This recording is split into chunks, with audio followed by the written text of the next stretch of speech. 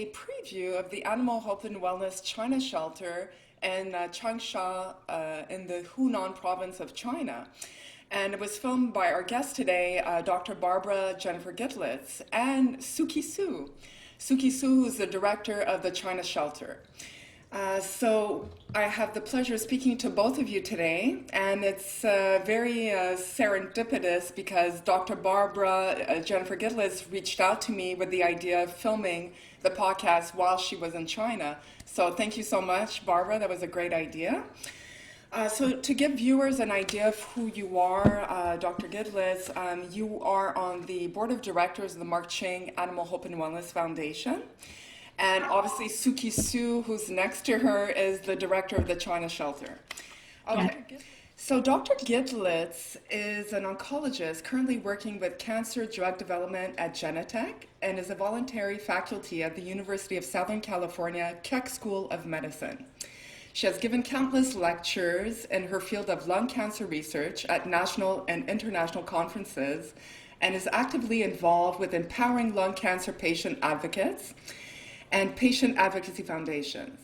She is a passionate, devoted animal welfare advocate and is dedicated much of her free time. I'm not sure how much free time you have, but any free time she has, she's dedicated them those hours to helping dogs that have been rescued from the horrors of the dog meat trade in China and other countries.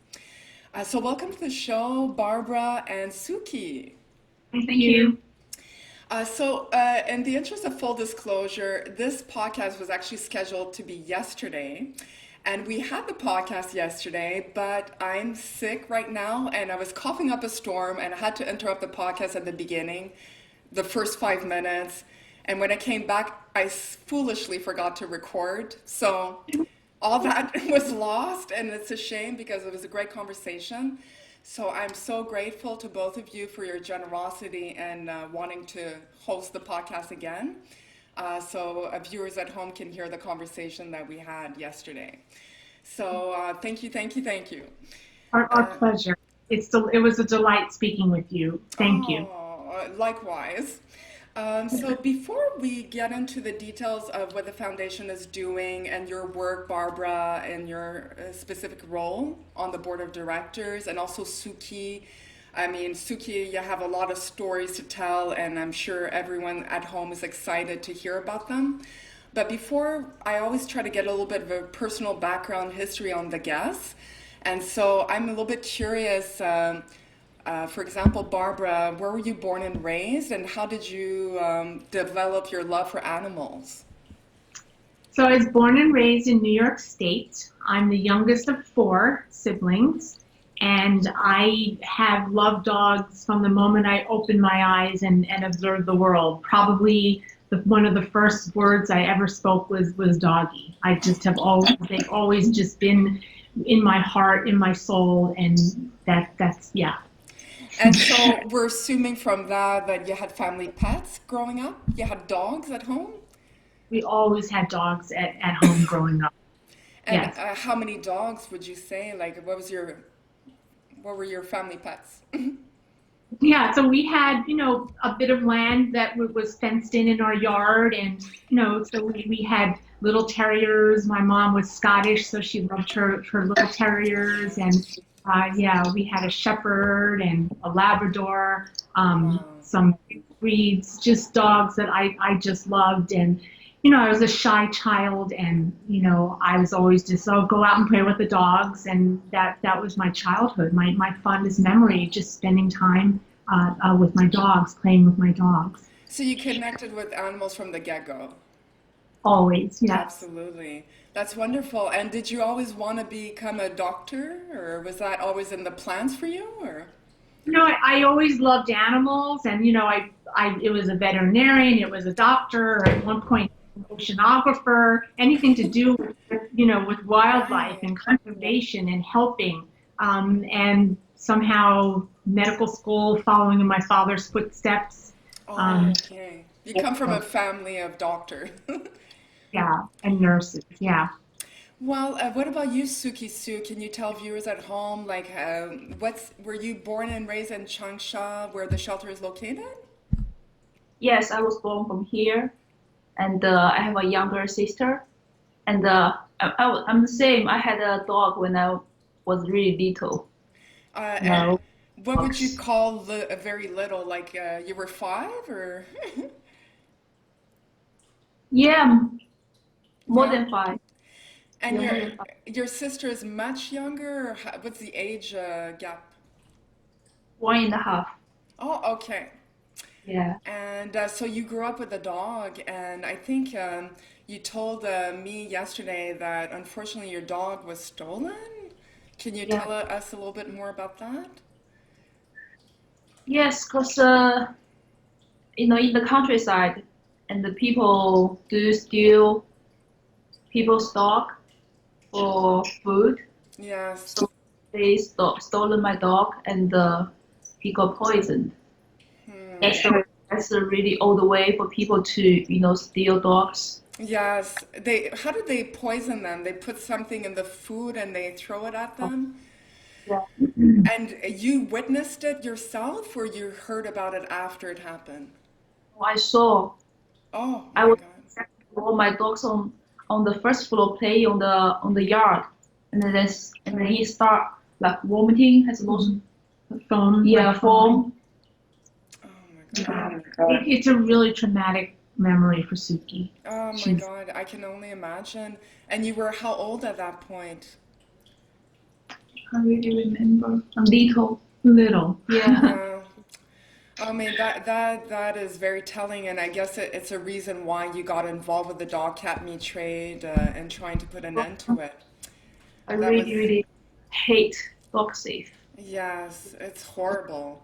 And what about you? Did you have career aspirations growing up? Were your parents wanting you to become a doctor like Dr. Barbara? Or No, they always respect of what I want to do. oh, that's Really, wonderful.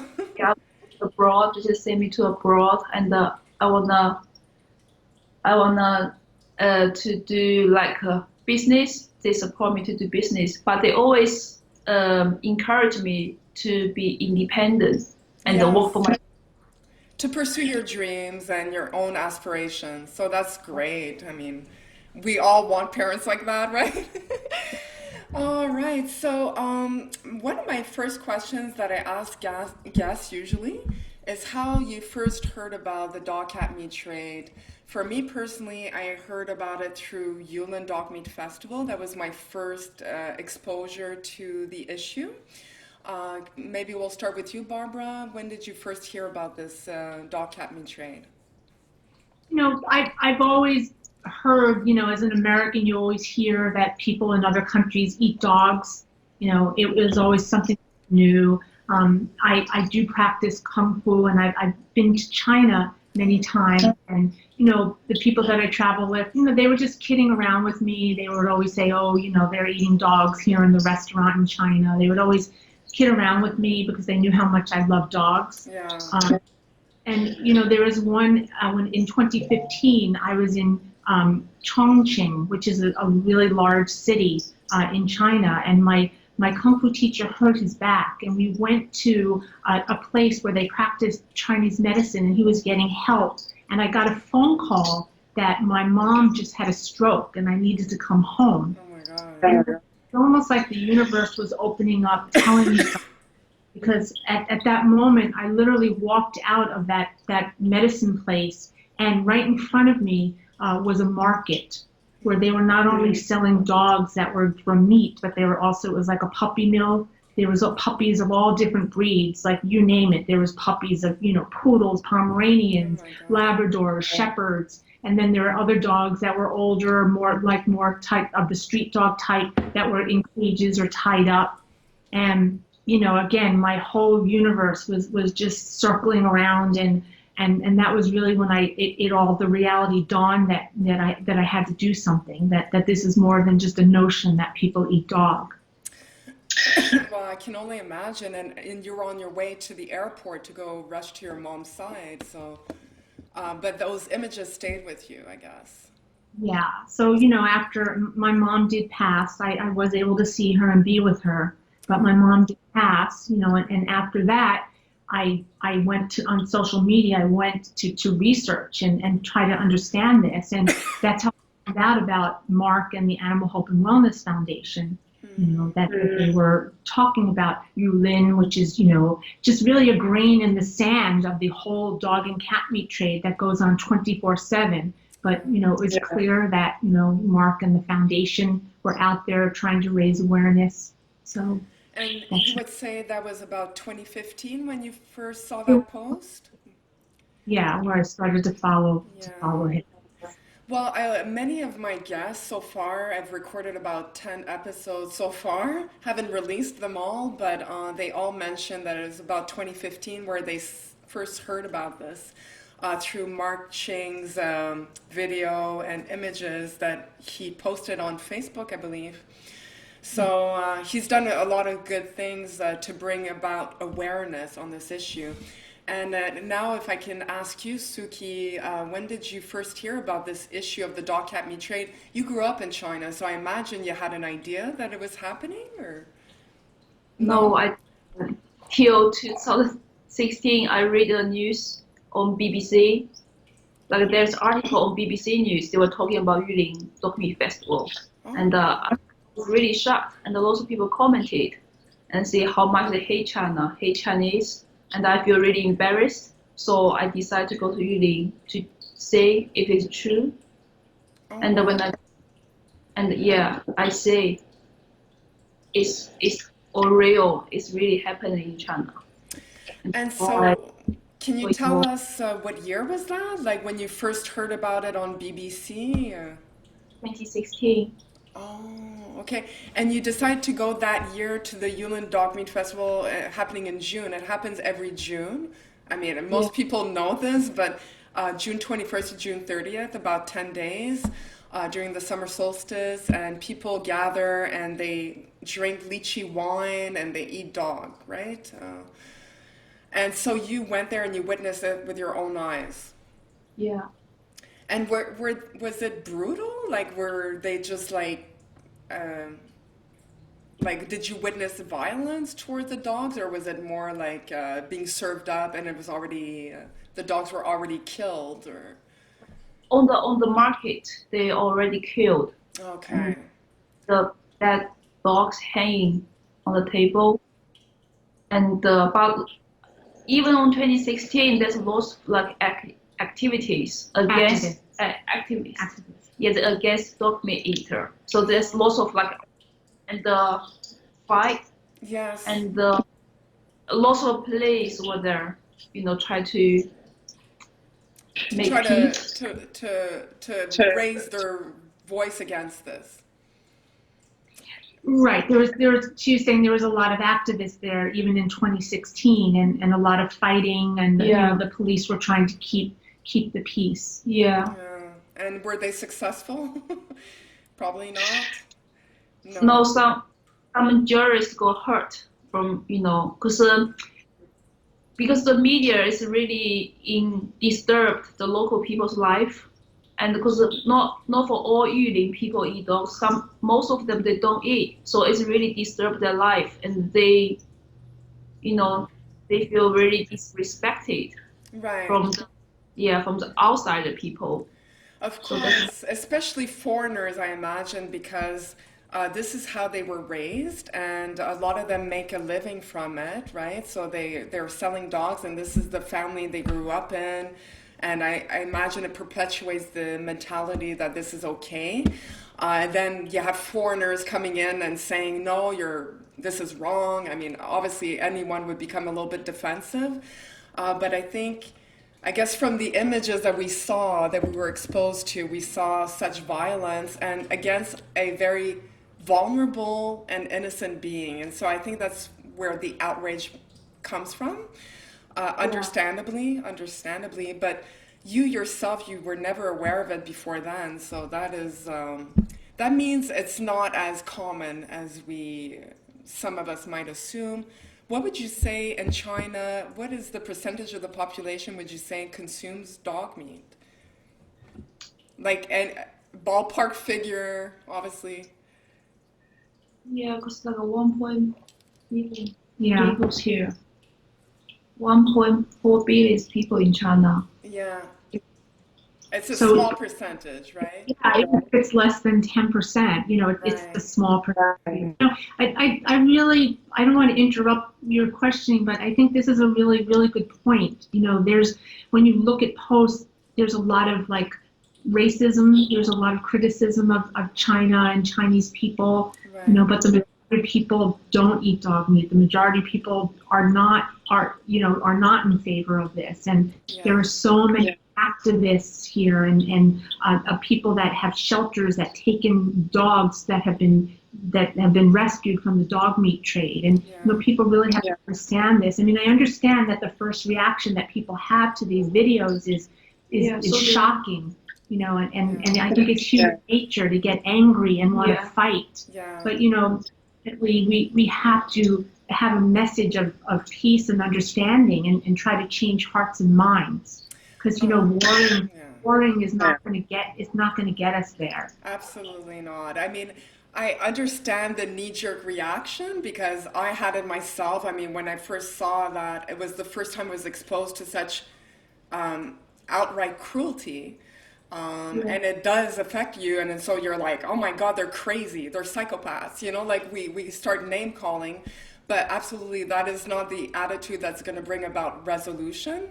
And we need to work with the locals. I mean, it has to come from China, right? So if any change is going to happen, it has to come from your people. And I think most of them are against this, as we discuss. And so that's great that you got involved yourself and you're helping raise awareness in your family and your circle of friends. And so that is wonderful. I applaud you for that. And so I think, Suki, yesterday you mentioned that you reached out to Marc Ching, and I was curious a little bit how that came about. Like, you went in China and Yulin 2016, you witnessed it with your own eyes. Was it at that point that you contacted Marc Ching, or? Yeah, because I read, and he rescued 1,000 dogs, and I know, and he has over like 500 dogs at the Tree of Life. So I went there to volunteer, and I accepted. Yeah, I just took 106 dogs to my home to take care. Okay, so can you say that again? You brought back 100 dogs to your home? Yeah, 100. A lot of people would go, what? I'm sure your parents were not so thrilled. Yeah, my mom got really upset. Because you kind of made the decision without talking to her. Yeah, I just told my mom I need our place be ready next day because I'm bringing 106 dogs back home. But how did you reach out to Marc Ching? Was it like you saw him at the festival? Like, I'm trying to get an idea of how you communicated with him. I sent message on the post, and the lots of followers told me to contact, Okay. Yeah, then they said that I should contact this foundation because they did a big rescue in Yulin and they needed help. Yeah. Yeah. Oh, wow. He must have been happy to get your call. No, Mark didn't get back to me. Yeah. I think that's how Suki and I met, because I saw her posts, and actually people introduced her to me, and we started chatting, and I told her about the dogs up at the Tree of Life, and then Suki went there to volunteer.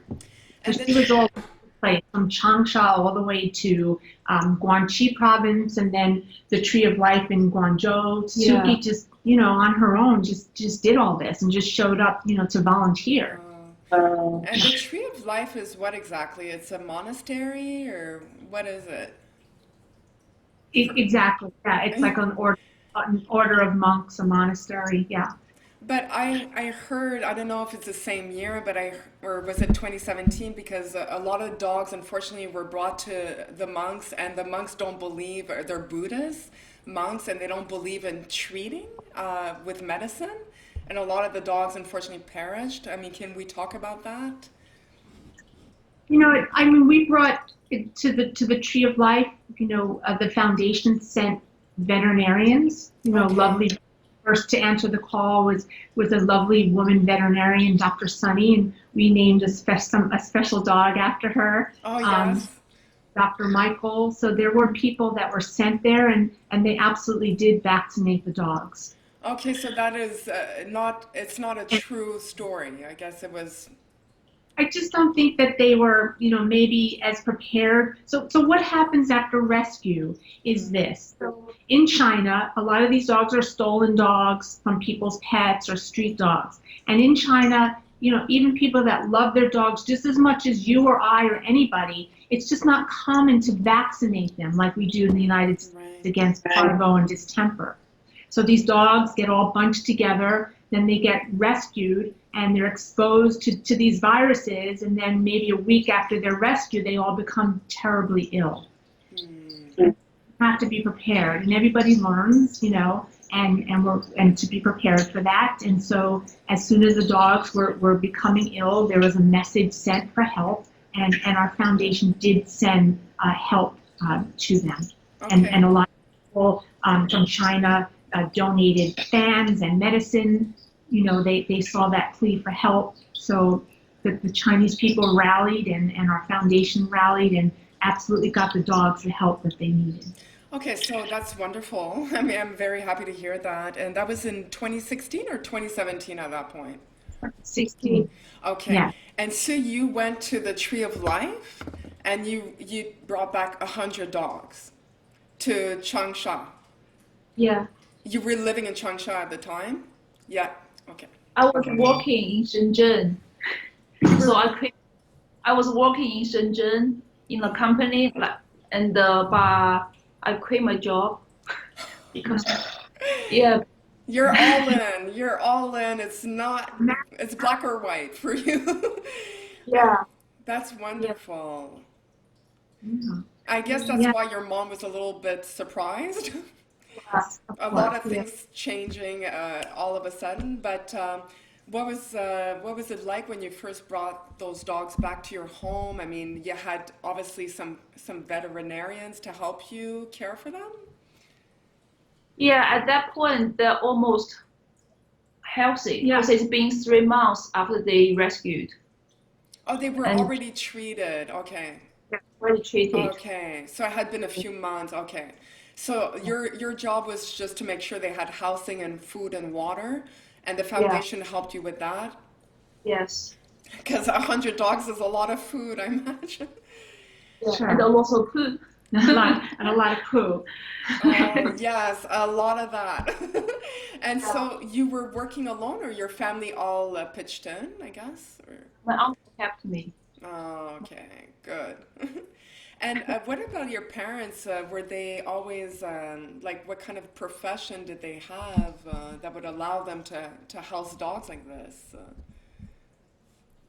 Well, I think they know I'm really stubborn, and they knows if I decide to do something, they really cannot change me. So they just start, try to accept what I'm doing, Yes. and also they say all the stocks, you know, just from they were really sick and don't trust human. But after time we spend with them, they start trusting people, and Yeah. they get feel really touched by this. Wow. So they develop a rapport with them. Yeah. Yeah.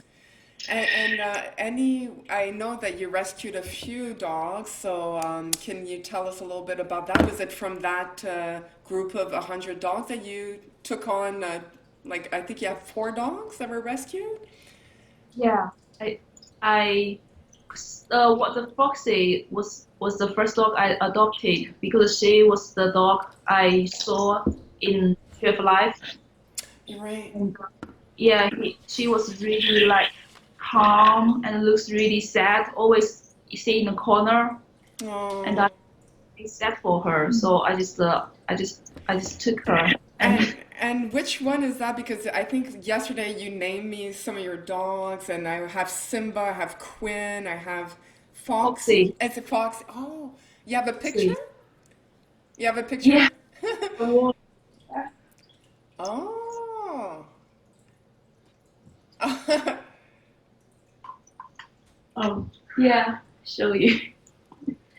Oh my God, those are your beautiful rescues. Okay, go ahead. Yeah, And this then Foxy, this Fox. Harry, Simba, they all Oh, from 2016. Yeah. Harry, Foxy, and Simba. So those are all from the 2016 rescue. And Yes, I guess Quinn is from the 2017 rescue, right? yes, Another Quinn, picture we want to see. Is it possible? yes. do you want to grab it? So where is okay? It's an old German Shepherd. Oh my God, what a beautiful. And that's Simba? It's Queen. Quinn. Oh, Quinn. Queen. I'm so sorry. You're right. Quinn. Oh my God. And she's a female? Yeah, Yeah, female German Shepherd. Oh, wow. That's one of my favorite breeds.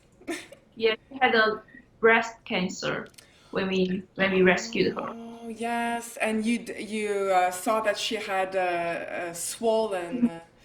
Yeah, she was hanging on the Oh my on her God. tummy. That's just, when dogs are rescued, I'd like to tell the story, after their rescue. I mean, rescue is brave, it's wonderful, it's to be applauded, but, there's so much work after rescue.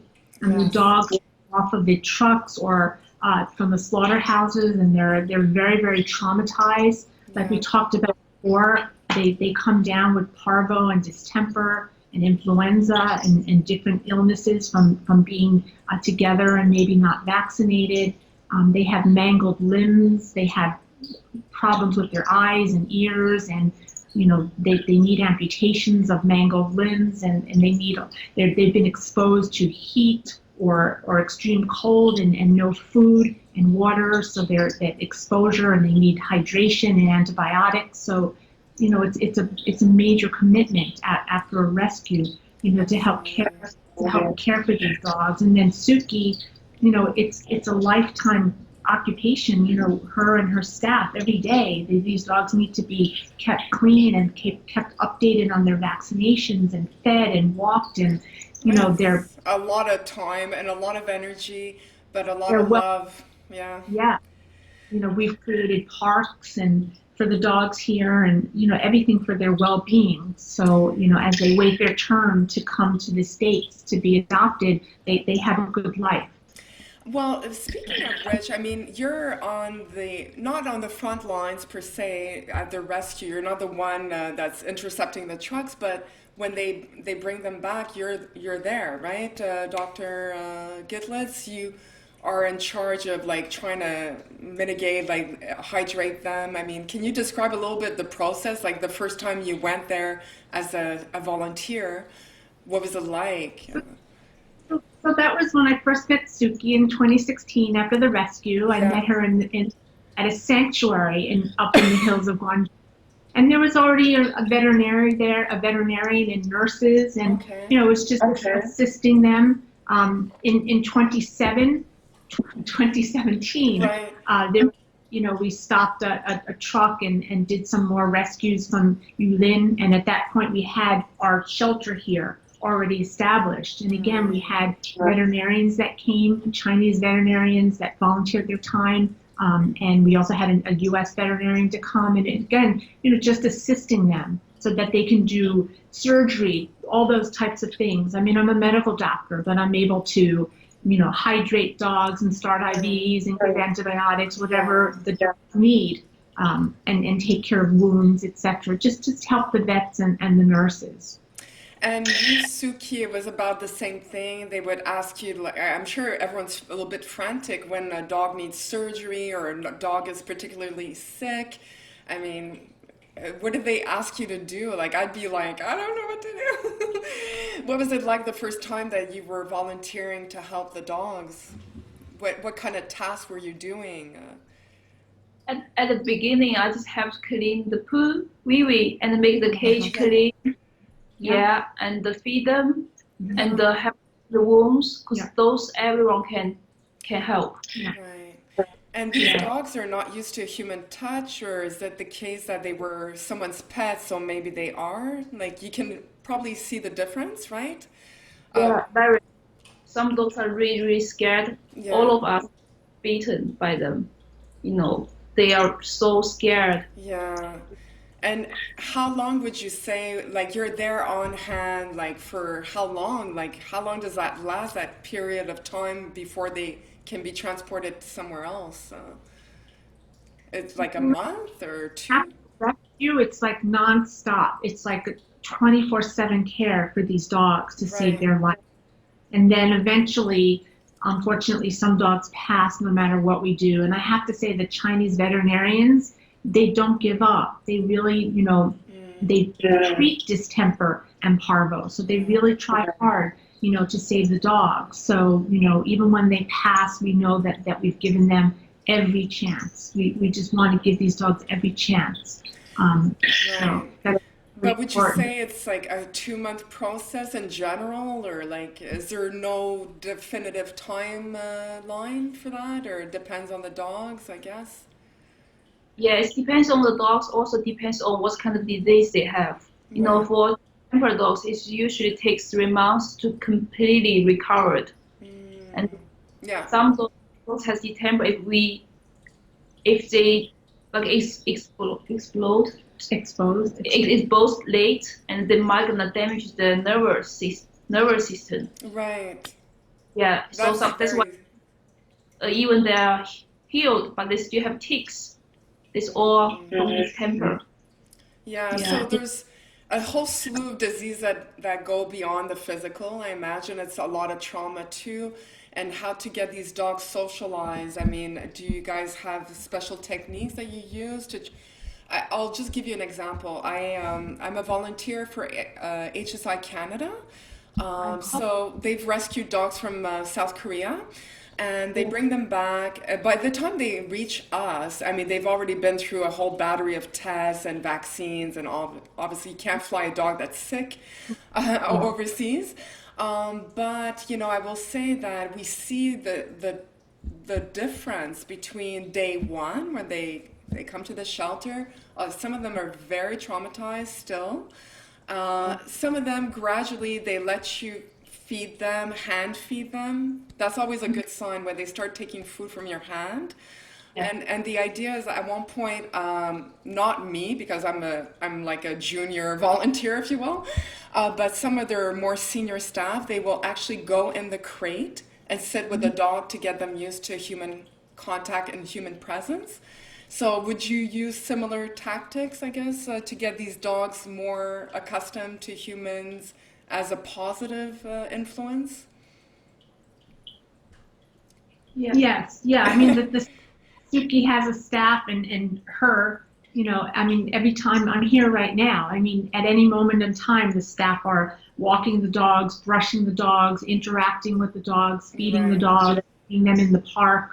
It's all about, human interaction. And, we've rescued literally hundreds and hundreds of dogs. So some of the dogs here are still from 2017 awaiting their turn. I You know. know, I think 2017 was a big year for the rescue. How many dogs were rescued that year? Can you say? Or 800. 800. That's huge. And those 800s, they all ended up at your shelter? Yes. How many? How much? Oh, I think we're back. Can you hear okay. me? Okay. Okay, I was Yes. Yeah, saying we can. it's the internet connection. I guess I'm in Montreal, Canada, and you guys are in Changsha, China. So that's a big distance. So I'm amazed that it's going so well. But you were saying, Suki, that those 800 dogs ended up at your shelter. How much staff do you have, like, to take care of all those dogs? I mean, that's a huge amount. 12 to 16. 12 or 16 at that point. Now you have Yeah. about 10. Yeah. Okay, so We're when down to 200. and now you're down to 200. So Wow. we've Yeah. That's Yeah. tremendous, tremendous. Congratulations.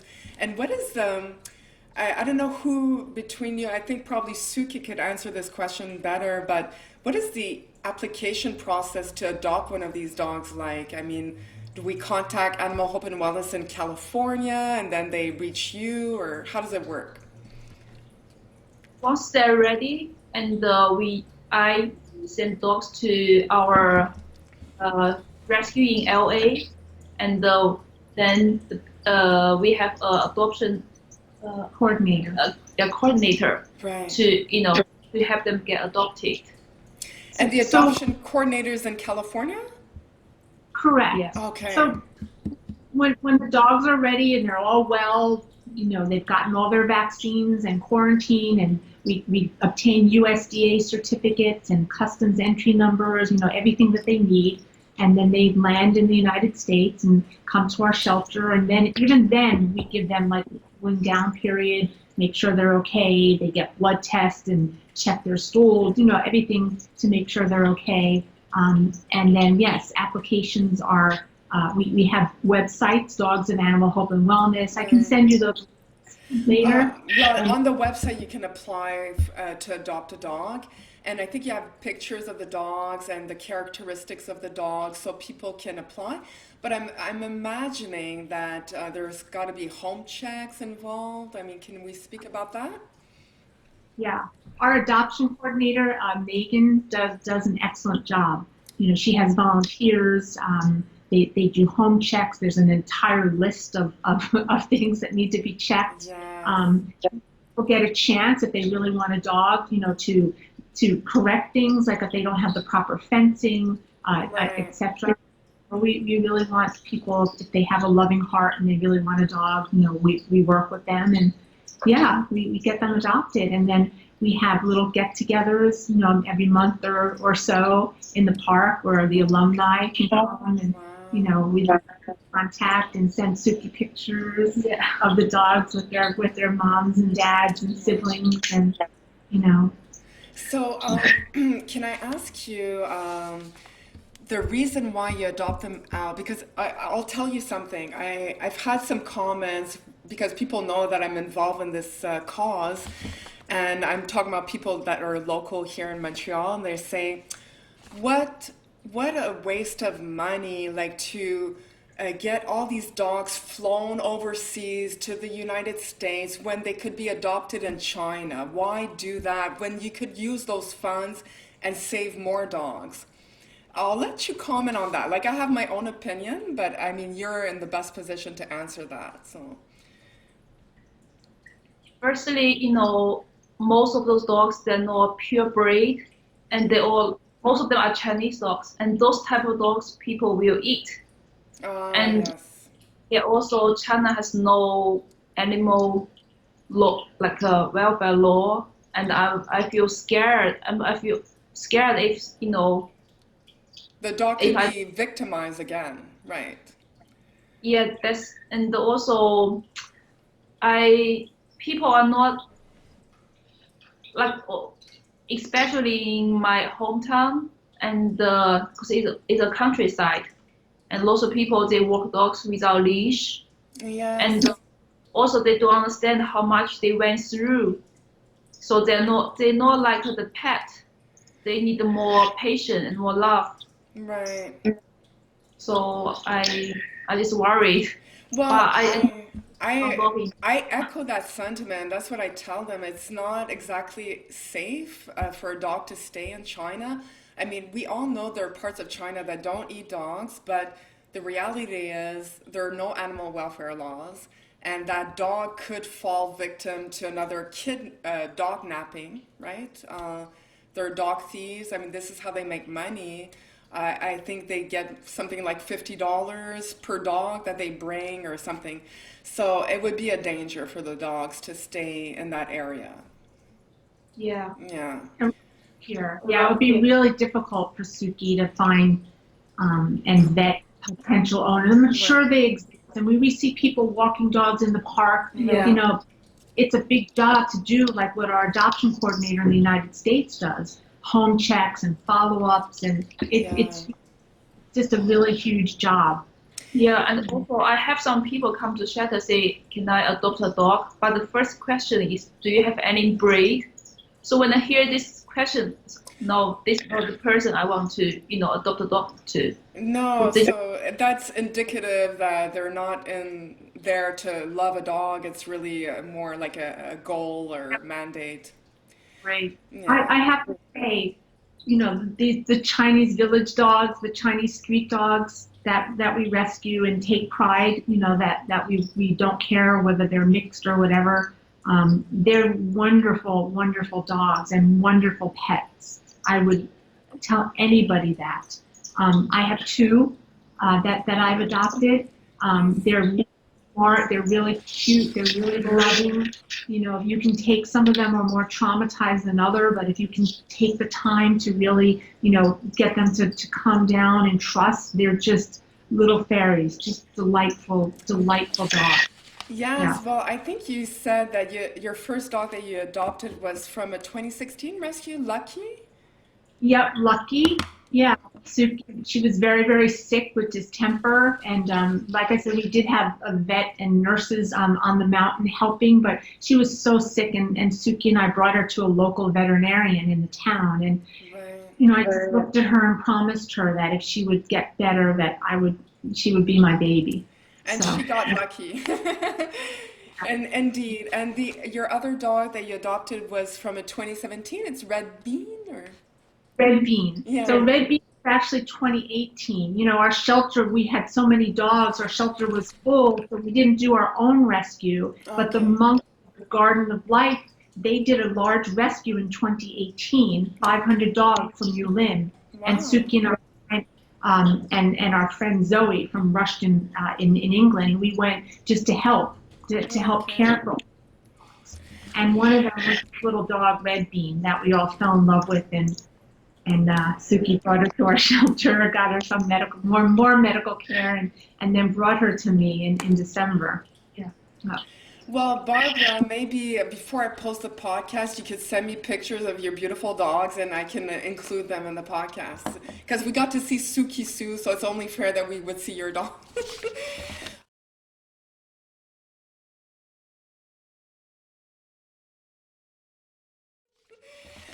And so you said it's a Rushton Rescue from the UK that was helping rescue dogs in Yulin in 2018? no, the monks of the Garden of Life rescued Really? Zoe. Okay. Yeah. Yes. So the I monks went to Yulin and rescued 500 dogs and brought them to their wow. monastery. And Suki, myself, and Zoe from Rushton Rescue went to help with the dogs. And Wow. ask Suki what she does. Suki now cleaning wounds. She was cleaning maggots from dogs' wounds. I mean, Suki's hardcore. She Oh knows how to yeah, take care you're all of. in, like I said before, like so you're not afraid of getting dirty, right? When a dog needs help, you're willing to do whatever.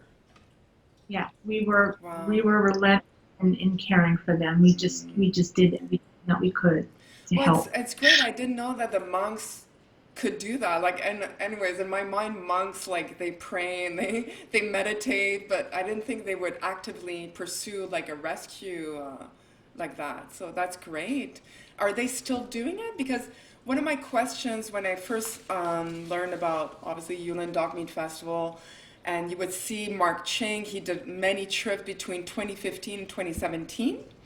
And then obviously he had to take a step back and he's focusing more on legislation in the US, which, by the way, we'll try to get someone to speak about that, the HR 6720, which is the Dog Cat Meat Prohibition Act of 2018.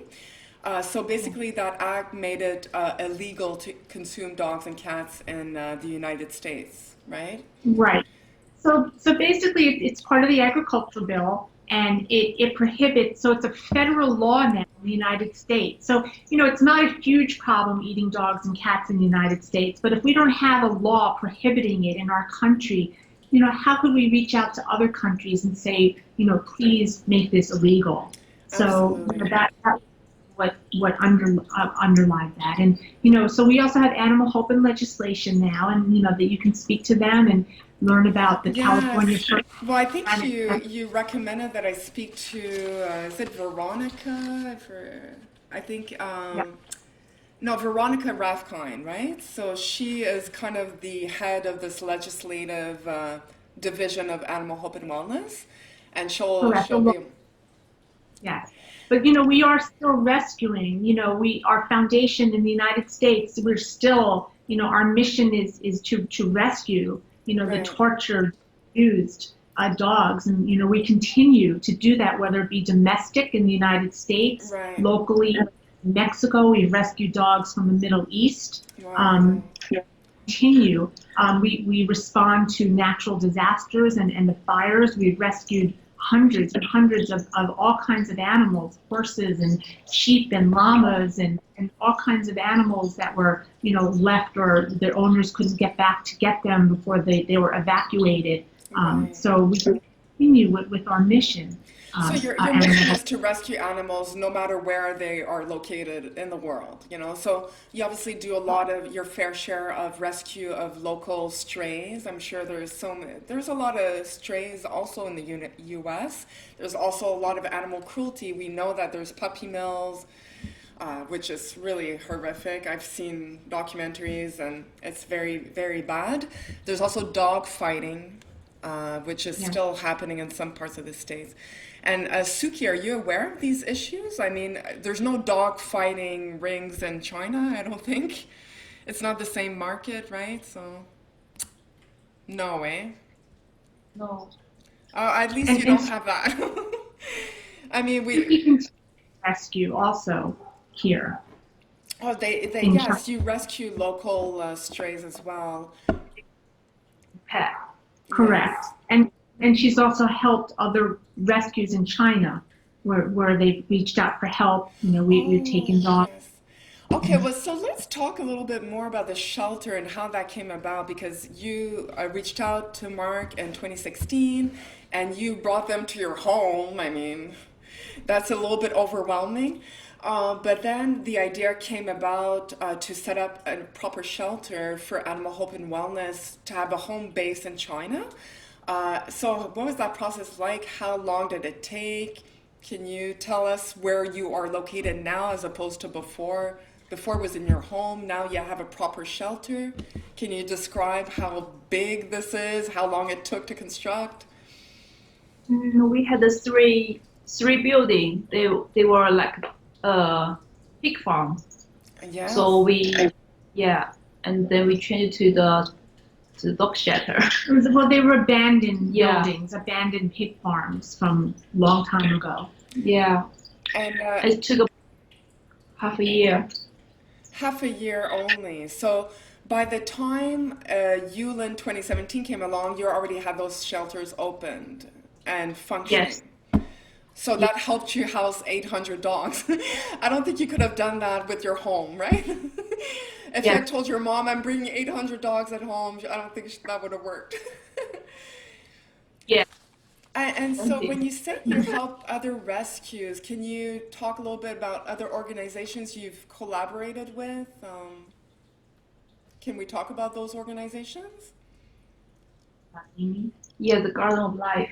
The Garden of Life, right?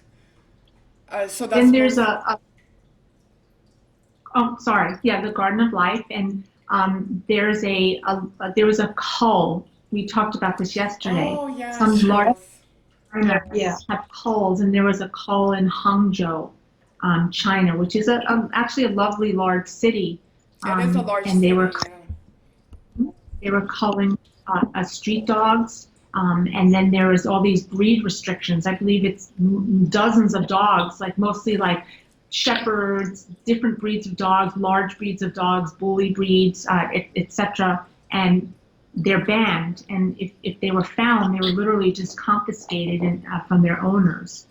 And they were also really enforcing the laws about having to have your dog registered. And a lot of people didn't know, and they were just walking their dogs, and the police would just come and take their dogs away. So and they take them away because of what? Because they're afraid that there's danger to the public from these dogs, or what is the reasoning? Maybe Suki. This is one. Yeah, because in the past, people been reporting to the police, like people got beaten by dogs who has no leash. And so instead of to educate people to use leash, Yes. but it's the easy way, just take the dogs away. Mm. So it comes down to education. I guess a lot of people are, like that's one way of dealing with a problem, but there's a better way. And Yeah. is there improvement on that end? Because I just want to more like summarize what the dog calls are all about. Like maybe some of the viewers at home have heard about this on Facebook. I saw a lot of images, and I was like not Oh, understanding why this was happening, right? So we saw images of a dog that was clearly in his pajamas, ready for bed, and he was. And what happens to the dogs? They confiscate them. They bring them where? And what happens to the dogs when they're taken by the police? Usually they will euthanize them. So they they don't give take it them to to the dog meat traders. So that's not like they're not trying to. No, they Okay. euthanize them. Yeah. And Wow. but if you have the restoration license. license, you can go to claim your dog back, And but how you have to long do you pay. have to bring those licenses? Because some of them probably don't even know their dog is missing because, sometimes your dog goes running around and you don't know that it's been confiscated. So what is the time span that someone can go and claim their dog? Do you have an idea? Or not very Go long? to A, yeah, a few and days? probably at least a week, I would imagine. And some Okay. people, some families, they don't have the money, even to Mm-hmm. pay for. And so, we were talking about other people. So there was just a lovely lady, just a citizen of Hangzhou that found out about this, and she just went to the pound and applied to take 100 dogs out, and establish a shelter, again on just privately on her own. And she also took dogs from that were rescued from meat trucks, some trucks, etc. So this angel, this lady, her name is Amy, and she's Amy. also with our foundation. We brought dogs to California from her. She's helped transport some of our dogs from here out. She's been just a friend to Suki and I. Yes. Also, she sent lots of dogs to Canada. Yeah, I'm sorry? She has sent lots of dogs to Canada. Oh, yes. Okay. So yeah, So Yeah. to what is Toronto. what is the group in So, Canada that receives these dogs? Because I know you work with partner shelters, so I'm curious. I get, I mean, I know the name of the woman, Brenda, because I've been on WeChats with her, but Okay. I don't recall the name of her foundation or her rescue. But I can send it to you, not a Yes, so problem. we could maybe link it up, and I'm curious because I feel like when I first learned about Yulin Dog Meat Festival, I'm in Montreal, Canada, and it seems like no one knew about this. Like I felt very much alone. And that first year, I'm a bit like you, Suki. When I become passionate about something, I'm like, oh my God, I have to do something. I can't just sit at home. And I hosted my first ever protest, but I wasn't like more or less of a protest. It was more like raising awareness on this issue in Montreal. And I had a few people join me. I was never on Facebook before I heard about this. I heard about Yulin, and then someone who told me go on Facebook because a lot of the activism for animals it happens on Facebook. And so I opened an account. I did this like last minute, and it was Yulin June 2018. And I was around like passing out flyers. I made flyers. I made like t-shirts even. Like I was like all in. Like I wanted to people to be aware, and I did help raise awareness. I mean, people are less or more informed. And even my colleagues at work, none of them knew about this, and they did not understand it. So it's always important to like to remember that we do have power. Like often we feel powerless. We feel like, oh my, what can I do? I'm just like a single person here. But Have collectively that. we have an impact. And it takes one person to spread the word, spread awareness, and next thing you know, you have 10 people, and next thing you know, you have 20, and it just it amasses like an impact, like at the end of the day. So So just throwing it out there, if you're at home, you can do something.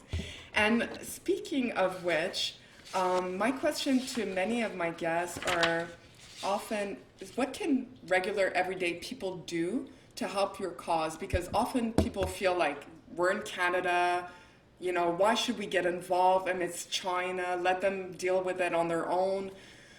Do you feel like foreign help is needed, or is it welcome by China, or like would they rather we don't get involved? So what do you think?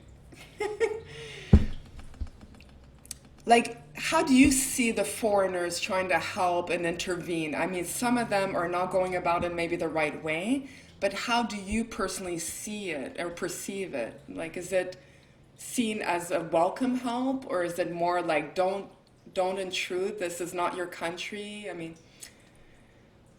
Well, maybe. I'm sure the actual activists don't see it as they see, brotherhood and sisterhood and camaraderie. Right, You know, there's positive messages, not this racism that we talked about before. I mean, right. Suki hardly goes on Facebook from time to time because she can't take the I negativity. know. It is very Imagine, negative. I don't blame you. imagine you're an activist and there are many hundreds and hundreds of people, and then you see all this negativity. I mean, that certainly doesn't help. No.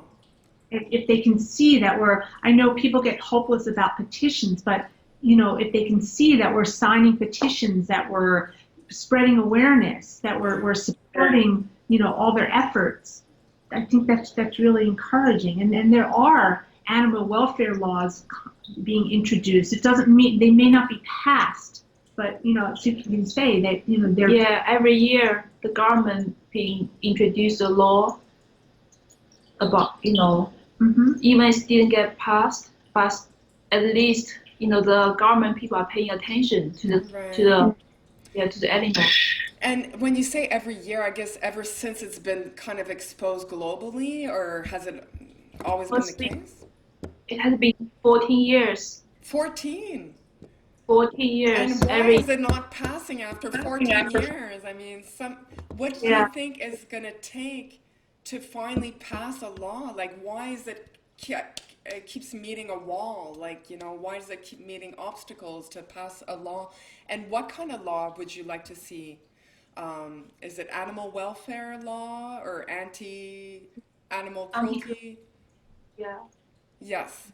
So, what do you think, after 14 years, that's a long time. Like, what do you think is missing?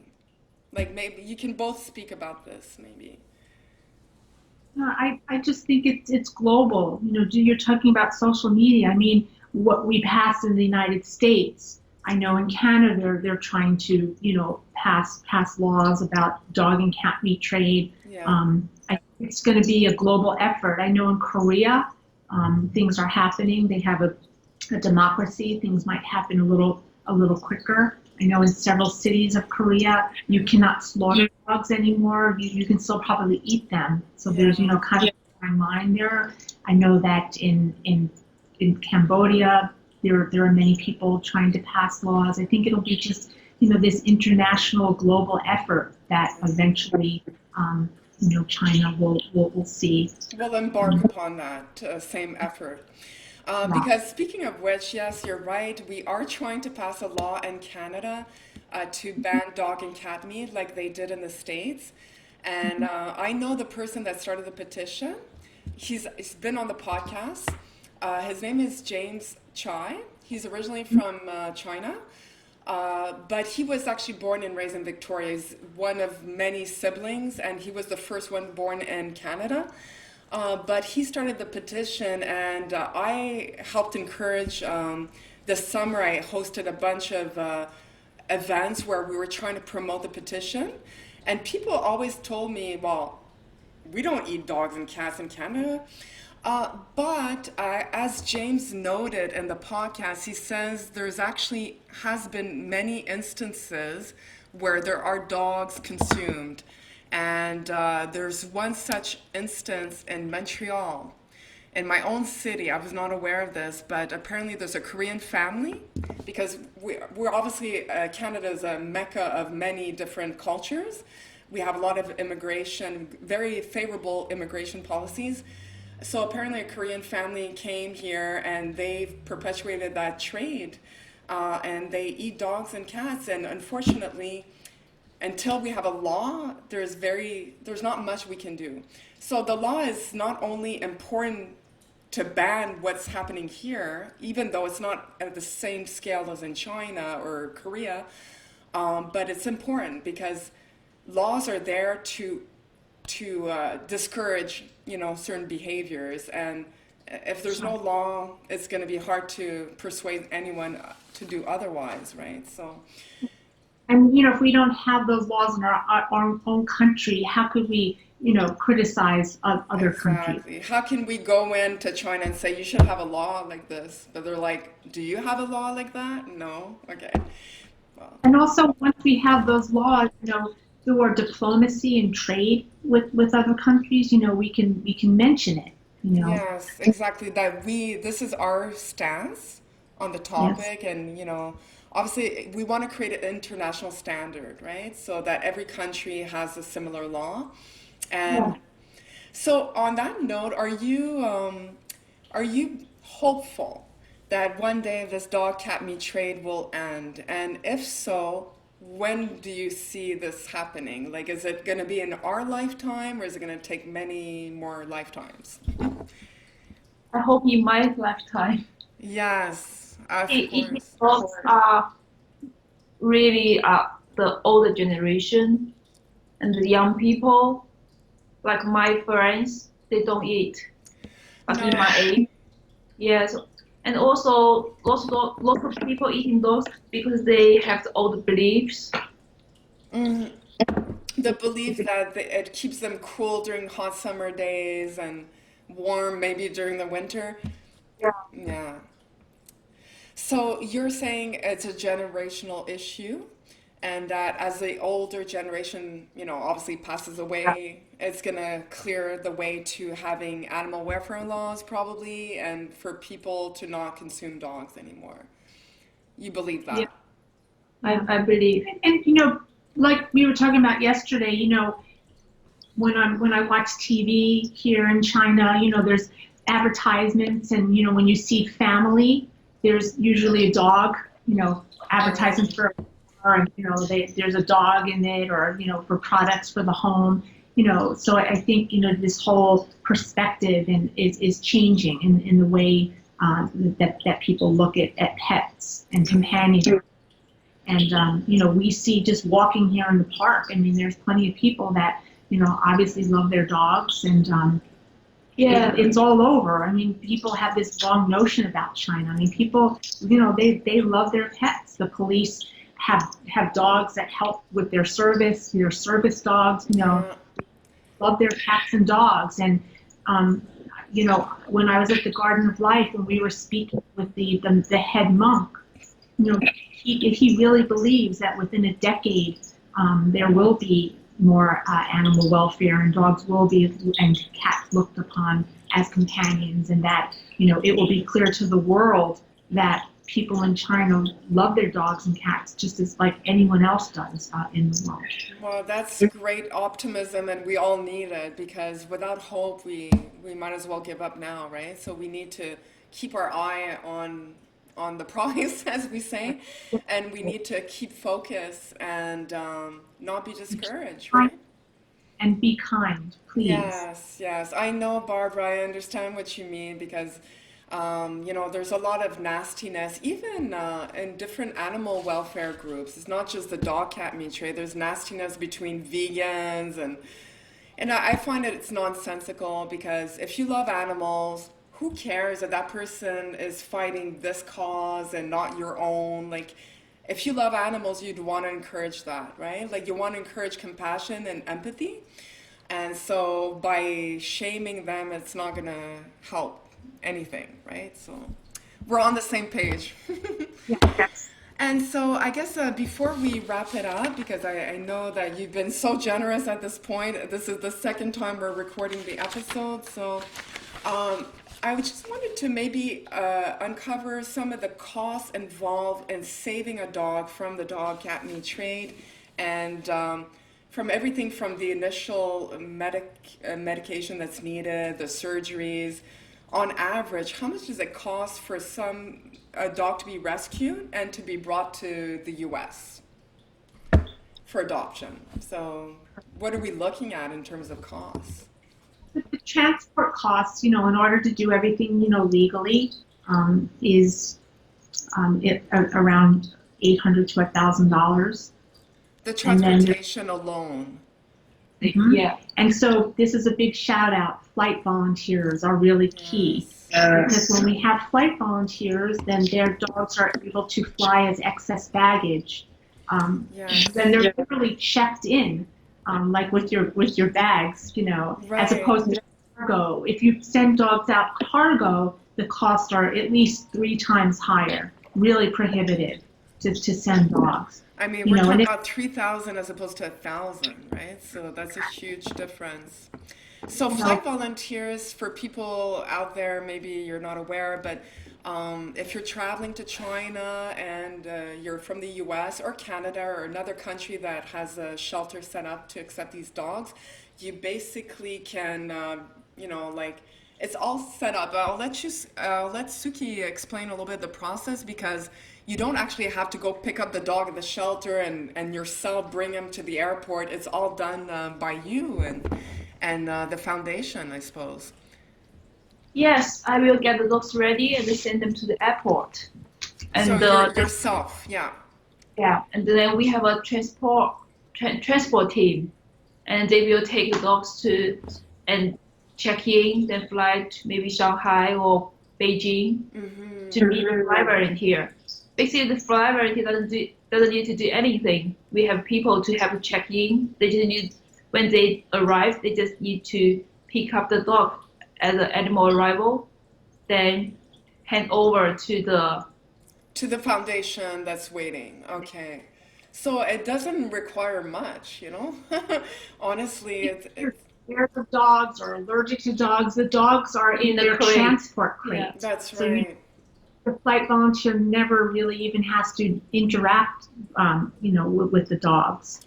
And how would someone who's interested in being a flight volunteer, how do they apply to be a volunteer? They contact our foundation or contact Suki. Okay. Yeah. Yeah. Foundation, obviously we're going to link up the website, the Animal Hope and Wellness website, which has a portion that talks about the China shelter.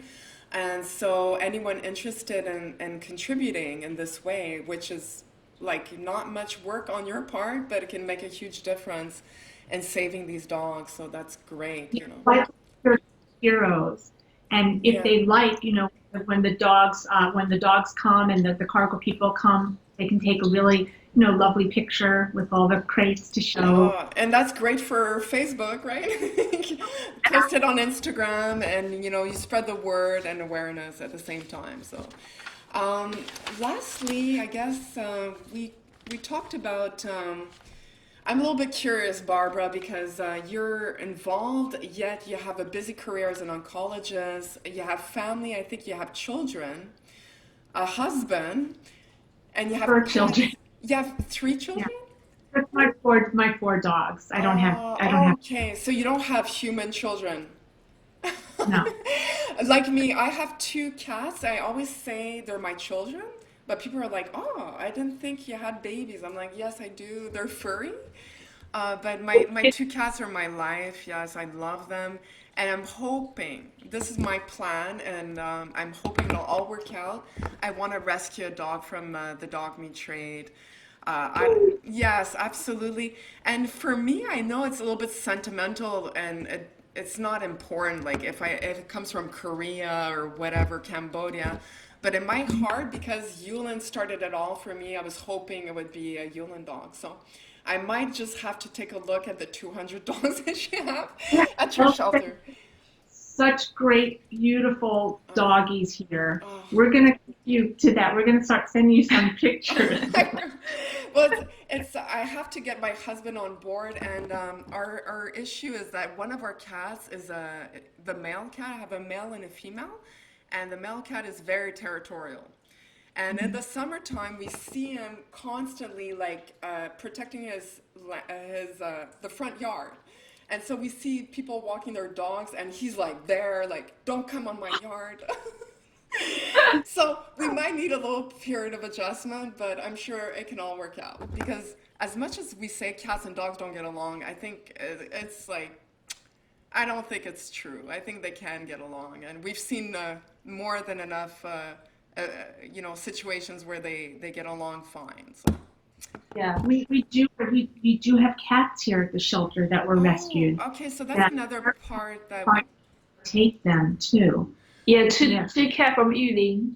Yes, okay, you have 2 of them from Yulin. Are you gonna send me those pictures? Yes.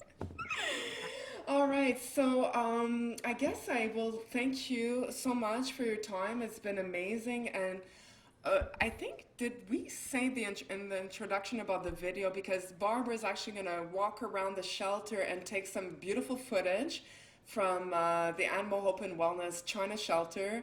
And you have 200 dogs, so I'm expecting to see some beautiful faces. So we'll be posting that either at the intro or the outro, because now I'm talking about it. So a segue into that video. So I thank you so much for that. And is there anything else you think we haven't covered that you would like to talk about before we end? I just want to thank you for what you're doing. I know that you're interviewing key people to do with the trade in different countries and legislation, and I think this will be, a really wonderful. Well, Suki, I know you don't get YouTube in China, but we're going to make sure you see the video somehow. We're going to send it to you somewhere, somehow. And I know that you obviously come to visit the Sherman Oaks Foundation, so sometimes you travel to the US? Yeah. How often have you come? Like, at least once a year. Yeah. Yeah. At least once a year. Yeah. At least once a year. Once a year. Oh, Yeah. once a year. And what do you think of California? Do you like it? Yeah, it's really sunny. Yeah, beautiful. it's sunny, it's warm, which Yeah, I cannot say the same. I would invite you to Montreal, but I don't think you would like it at this time of year. It's very cold. We actually had a snowstorm only a week ago, so it came early. Yeah.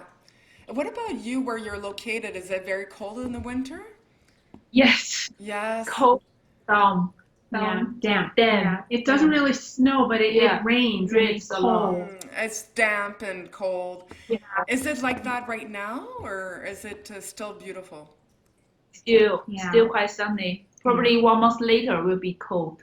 Ah, okay, so you get a little bit later. Well, thank you so much, Suki and Barbara. What you're doing is amazing, and I think you're such a courageous young girl. I know you told me your age yesterday, but if anyone at home, I don't think you'll believe it, but Suki's actually 32. You look like a 17-year-old, but I guess it's all that compassion and that love that you have in you that's giving you that beautiful, youthful glow forever. And thank you, Barbara, for arranging the whole podcast. I mean, without you, none of this would be possible. So I really appreciate it. I think it's going to make for a very interesting podcast. And we'll invite viewers at home to comment and send us their questions. And we'll continue the conversation. Thank you. Thank you so much. Kate. Thank you. Okay, so I see that it's been recording the whole time, so we're safe. Thank you. Take care. We'll be in touch. Take care. Okay, bye-bye. Yeah. Bye.